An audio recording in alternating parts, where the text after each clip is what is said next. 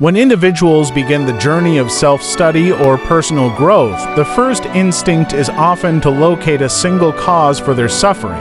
Many point to their parents, particularly when narcissistic dynamics, neglect, or abuse were present.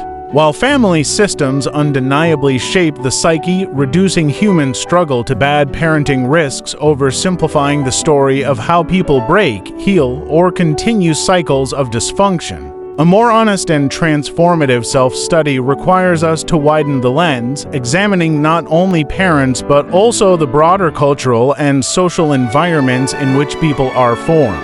Children absorb influences not just from the home but from schools, peers, media, and the larger culture.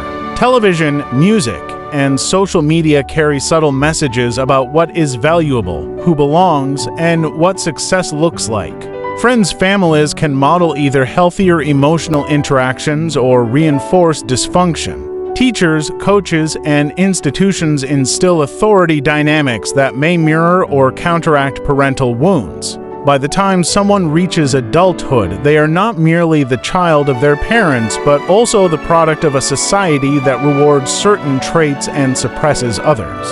In the United States, this broader pattern deserves scrutiny. The cultural emphasis on individual achievement, competition, and material status often leaves emotional needs unmet.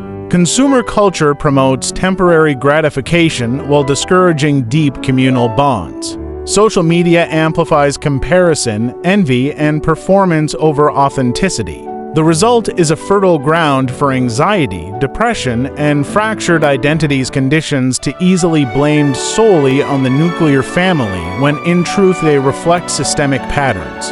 For real self-growth, then, the task is to fold, acknowledge personal and familial wounds while situating them within the social system that continues to shape behavior. Rather than stopping at "my mother was narcissistic" or "my father was absent," we might ask, how did school reinforce my fear of failure? How did media teach me to equate worth with appearance? How did American culture normalize emotional isolation even as it offered endless consumer choices? This wider lens doesn't absolve families of responsibility, it contextualizes them.